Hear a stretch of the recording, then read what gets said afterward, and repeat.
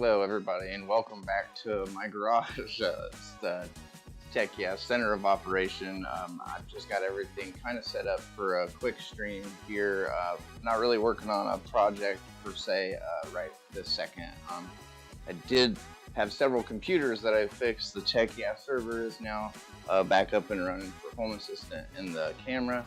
So there are projects, about 5 computers that I fixed so far this weekend. But nothing like super interesting. Basically, just putting parts together in cases, and they're all older computers. They're second and third generation Intel machines, so nothing super wowsy, nothing modern, no real gaming or anything. Just putting computers together and fixing older stuff because I have the hardware to do that. So I'm helping out a few people. And that's great. I always like when I actually have stuff when I'm able to help people out. It's kind of one of those situations when it's something more expensive and I can't really help you because I don't really have a bunch of modern hardware around here. So, but anyways, this past Monday, AMD actually announced new processors. It's been in anticipation, the new series of Ryzen CPUs. We've all been aware that that's going to be a thing.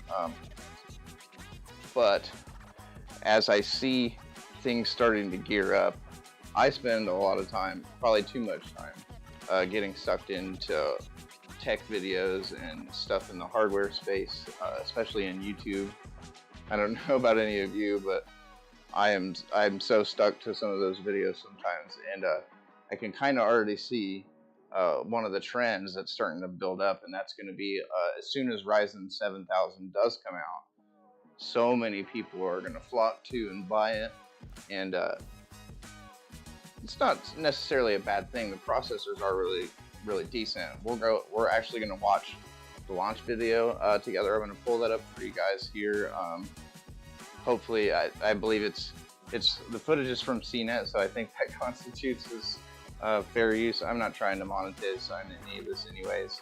But it's a good 5-minute snippet of the best parts of the launch announcement, in my opinion, anyways. So we'll get into that here in a little bit. But mostly I just wanted to talk in this stream basically about, I would urge anybody that values a budget any or wants to get the most out of their dollar per se, just to wait. Just wait a couple of months. I cannot say that with any more confidence. Just please wait and see what happens. Don't forget that, which unrelated, because towards the end of towards the end of AMD's announcement, they showed a graphics card and they're like, oh, this is the RDNA 3 GPU, and it's looking mighty swell. And then like nobody clapped for a hot second until like somebody initiated like a little golf clap, and then finally people were like, oh, we should maybe clap, kind of. But it was, they didn't tell us, obviously it's probably the top of the line silicon, or what may end up becoming the 7900 XT, or whatever they're going to call it. But the fact of the matter is they gave no information on it. The only thing that they did say of note about the graphics card is that it's going to have a monolithic chip design, which outside of the enthusiast space, if you just build computers, you're never going to take that cooler off of the graphics card, then that matters zero, absolutely zero. You know what I mean? Like, because you're never going to see it. All that really means is they can connect smaller chiplets together to make what looks in hardware like a way bigger GPU, or it's just a different way to do it. Traditionally, GPUs have all been one piece of silicon, one big chip.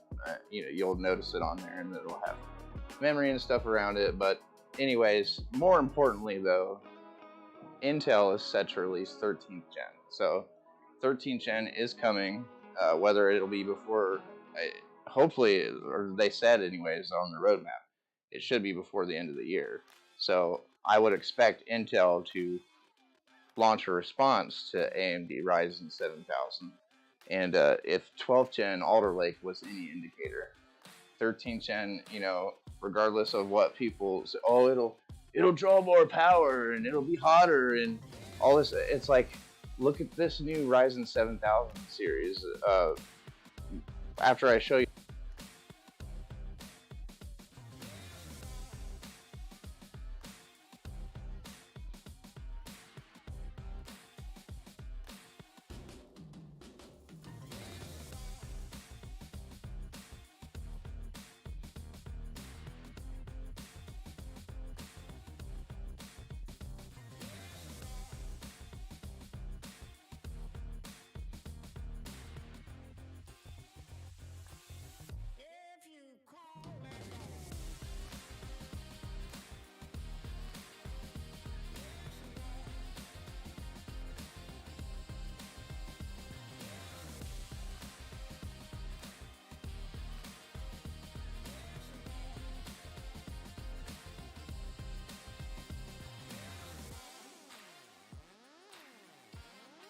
Now, for our next generation Ryzen CPUs, we set very ambitious goals. You know that about AMD.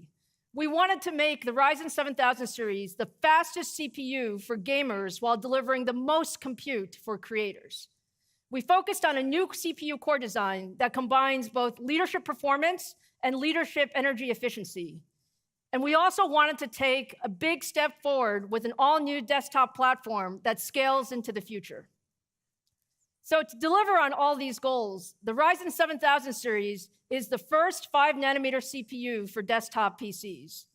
Ryzen 7000 is both extremely performant and also extremely power efficient. And it has an all-new AM5 platform that supports the latest I/O and memory technologies, including PCIe Gen 5 as well as DDR5. So it all starts with our new Zen 4 core. Our designers have done it again. We've exceeded our performance goals for Zen 4, and that allows us to deliver leadership core performance. Now, earlier this year, we estimated that Zen 4 would deliver an 8 to 10% uplift in IPC compared to Zen 3. And I'm extremely excited to say today that as we optimize the product for production, we now see 13% more IPC in desktop applications. Now, we also designed Zen 4 for high clock speed. So from a frequency standpoint, we've increased the frequency at the top of the stack to 5.7 gigahertz. That's 800 megahertz higher than we did in Ryzen 5000. And as a result, Ryzen 7000 single-threaded performance is up 29% higher compared to Ryzen 5000. These are just huge performance increases, and I'm extremely proud of what the team was able to deliver. Now let's look at our top-of-stack Ryzen 9 7950X.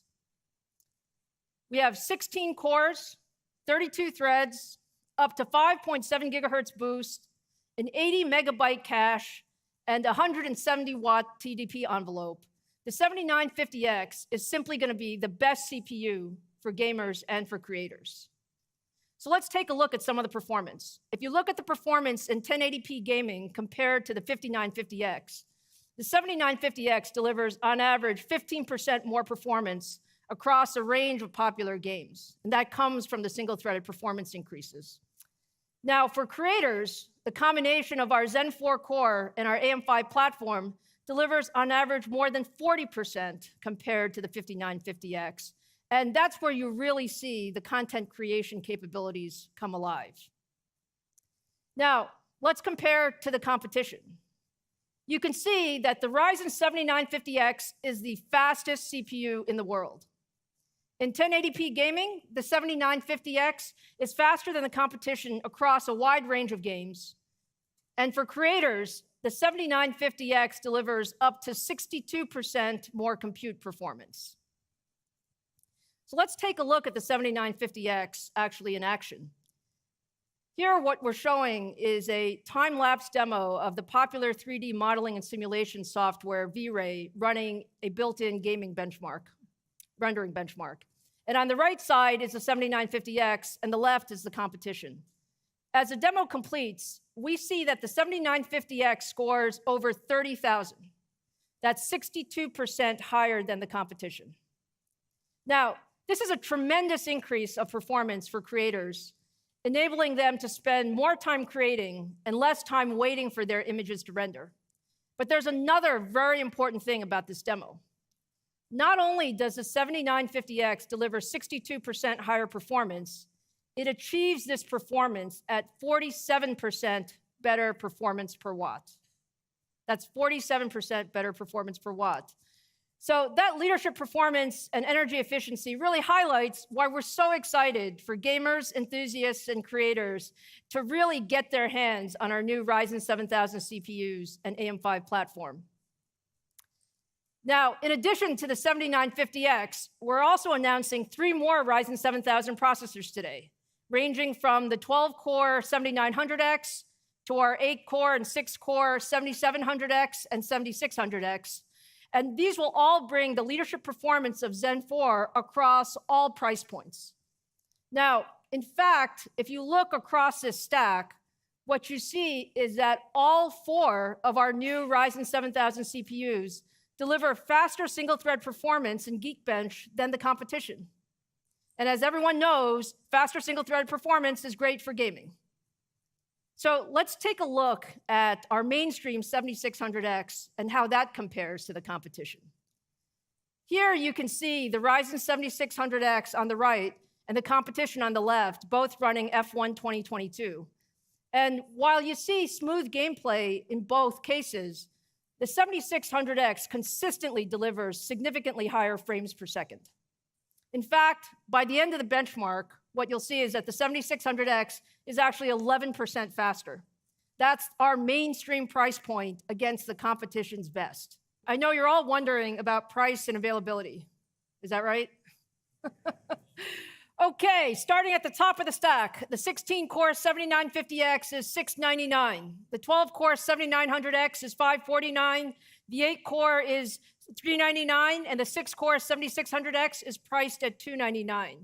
And all 4 of these will be on shelf worldwide on September 27th.